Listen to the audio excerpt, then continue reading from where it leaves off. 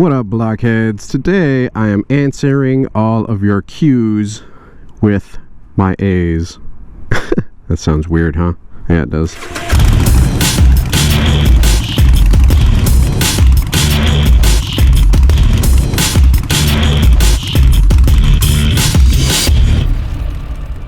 So yeah, not too long ago I posted up a Q&A video and you guys responded like crazy, man. The video got like tons of hits. You guys asked lots of questions and lots of good questions. Some questions that I've been asked on other videos, but you know what, I'm gonna do my best to answer as many as I can. So I'm just gonna go ahead and pull them up, read them off. I'll show you guys, I guess like I'll read off who posted it and what the question is and all that, and we'll kind of go from there. Alright, NightFox210 said, did you have to add a load resistor to the turn signals? RevZilla says it's built in, but I've seen some folks that have them are having a fast blink issue. The turn signal inserts that I put in are from a company called Custom Dynamics, and I did not have to add load resistors. Granted, I only have the LED turn signals, which are switchbacks, on the front. I have heard that if you put them on the back, that you might have to, but it entirely depends on which company you go through. Some do have them built in. On the back of these, there was like a pretty beefy circuit board, so I don't know if they're built into that, but I did not have to add them to mine. And the link for those I will drop in the description below. Brady Fossum said, how far can you go on a tank of gas? How is the bike on the highway/freeway? Traditionally, like, I use my bike for around town. I don't really go on the highway or freeway. So my fuel light usually comes on at about anywhere between like 65 and 75 miles. Like, I always reset it. Damn, yo, that window. Whenever I do ride on highway, you know, there was that meetup video that I wrote on highway. I was getting about 40 to 45 miles per gallon, but that was kind of mixed with some city driving and some long distance. And so it's a 3.3 gallon tank, I believe. So, I mean, you do the math. 3.3 times, you know, 35 to 45, depending on the type of riding you're doing. Entirely depends. That's something you have to get to know about your own bike. A lot of people will buy these swing arm bags, and they'll have like an extra little bit on the back where you can carry like a fuel tank, like, you know, just a little can of fuel. And you know, some people say to basically run the bike until you run out of gas, just so you know like what your run out limit is, and reset the trip counter. So right now mine's at 71.8 and my fuel light was just on, so I know if I start up the bike, fuel light's gonna come on, so I need to gas up. And usually I'm able to put about 2 gallons, like just above 2 gallons into the tank whenever that light comes on. Seb TH says, do you think that Yamaha Virago XV 535 would be a good starter bike? Would be a bit shameful if I dropped a Harley on the first drive. I have no idea. I don't have any experience with the Yamaha Virago or Virago or however the hell you say it. So, you know, would it be a good starter bike?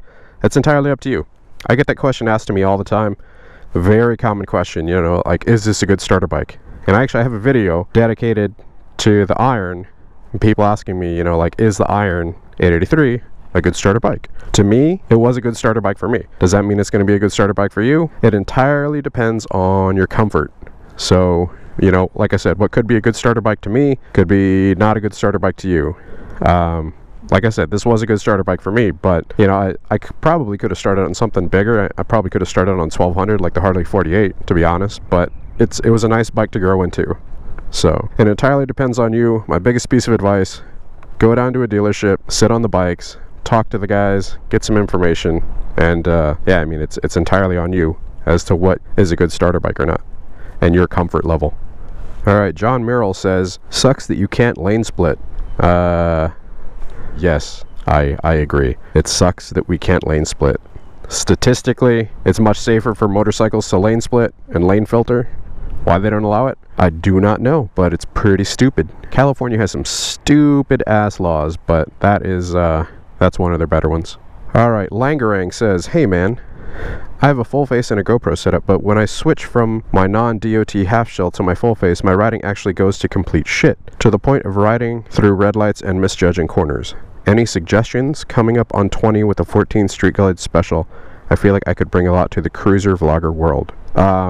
If you're misjudging, like, your riding capabilities and you're like second guessing yourself because of your helmet, you definitely should not have that helmet. I mean, it's a full face helmet is definitely going to be more restrictive. You're not going to be able to see as much in it. It's safer, but yeah, man, if it's causing you to like run red lights, like that's super dangerous. And if it's causing you to like mess up in your turns and corners and stuff, honestly, I would look into different helmets. Go down to, you know, your local retailer that sells motorcycle helmets and try some stuff on and kind of see what your field of vision is. But yeah, I would definitely recommend getting a different helmet. Alright, Dan A says, have you considered setting up a group ride with subscribers? Maybe even swapping out bikes for a said ride? Would be a great way to see if there's anything else you're interested in, or would handing your bike off to a stranger be too nerve-wracking? I wouldn't hand my bike off to a complete stranger. I mean, maybe like a fellow motovlogger that I've seen ride, that I know knows how to ride. Yeah, I'm not just gonna be like, hey man, like here's my keys, I ride your bike, you ride my bike. Unless it's like an equivalent or something, like their bike is really nice and there's like a verbal agreement made, which I would totally have on video, saying like, all right, yo, if you wreck my bike, like you're paying for the damages, and shit, if you wreck my bike bad enough, like I'm taking your bike or something. So I think it would be a cool way to experience new bikes, but there's definitely other ways to experience new bikes that are less risky, such as going to a dealership and test driving them because they have insurance. So like the dealers have insurance for that kind of thing. So but yeah, in terms of setting up a group ride, I have been talking about it recently.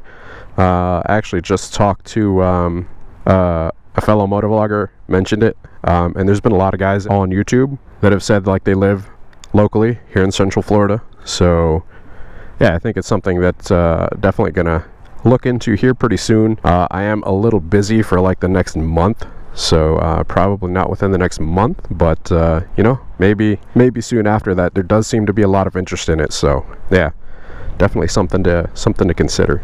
James T said, I also have an Iron 883 and love it, but if you had to change your bike, what would you get?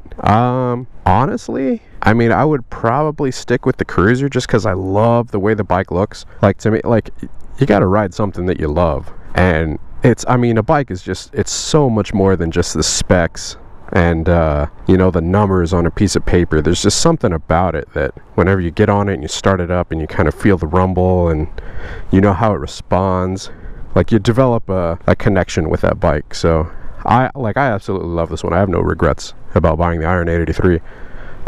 If I were to get a different one, at the time of me buying this one, I was really debating between this and the 48.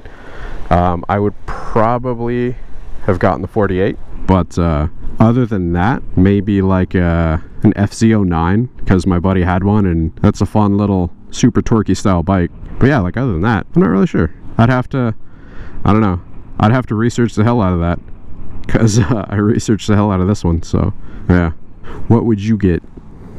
Dizzy17 says, can you ride with that air cleaner in the rain? So this air cleaner in the rain, yes, if you have a rain sock, but just as it sets right now, no. Especially like, since when you're riding, front wheel tends to throw water from the road up here.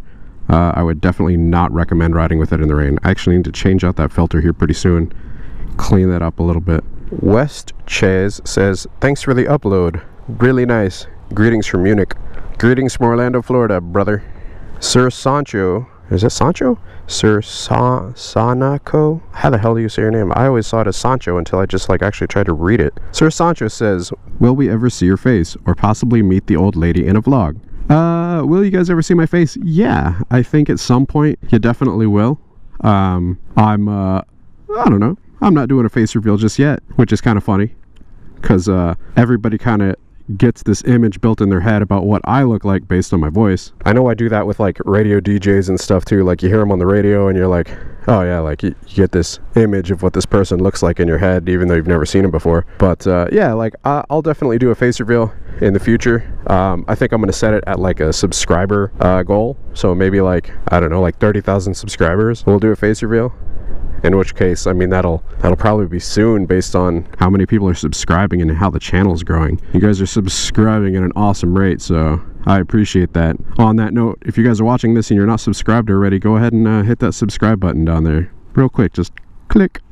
But yeah, I do plan on doing a face reveal. It is nice to have that sense of privacy, but yeah, at some point I'm definitely gonna show you guys who I am, what I look like and all that. Kim Herrera says, how does it feel to get your Instagram pics featured on Sportstagram?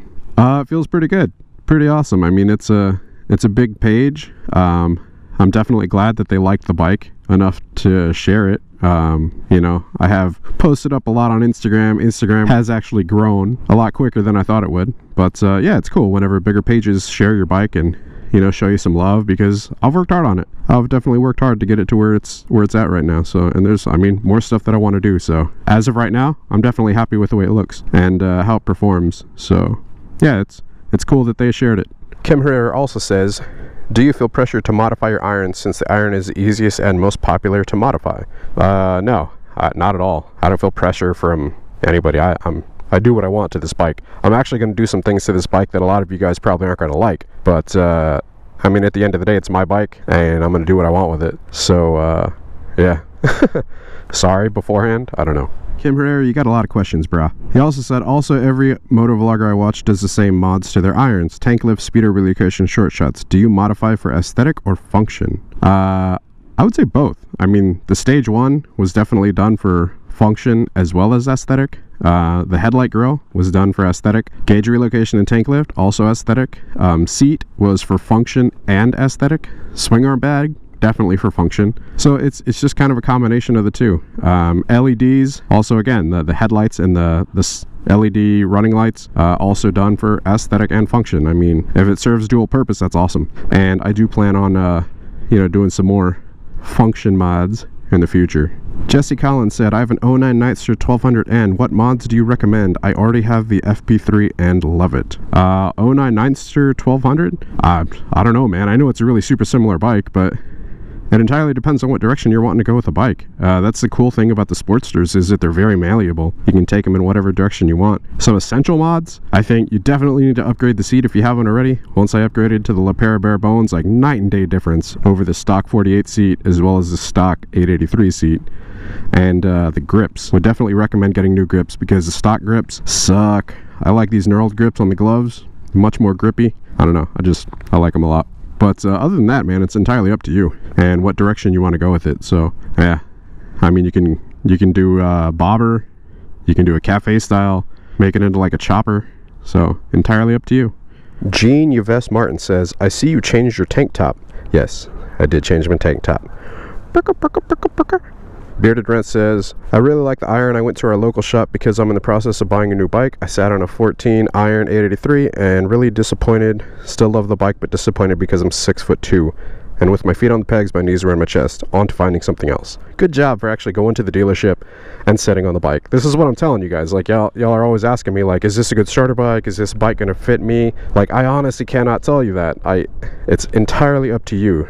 Whenever I say, like, go to the dealership, sit on the bike, get your hands on it, that's what I'm saying. So, good job, Bearded Wrench, for actually going down to the dealership and sitting on it and trying it out. You know, you discovered that it doesn't really work for you. I know some people that are taller, that the iron has worked for them, but basically they take these mid controls and they basically put them up here to forward controls, which allows you to extend your legs a little bit. So that might be a solution for you if you're wanting to stick with the iron. Otherwise, check out the 48s. They come stock with forward controls. Liberator says, keep on producing, bro. Thanks, Liberator. I appreciate that. Definitely going to keep on recording, man. Appreciate your support. Thank you. Michael Kavanaugh says, do you get better performance out of premium gas versus normal unleaded? I think so, yes. I mean, I can definitely tell a difference whenever I fill up with like a premium gasoline. It does seem to have a little more responsiveness to it. But like right now it's running great.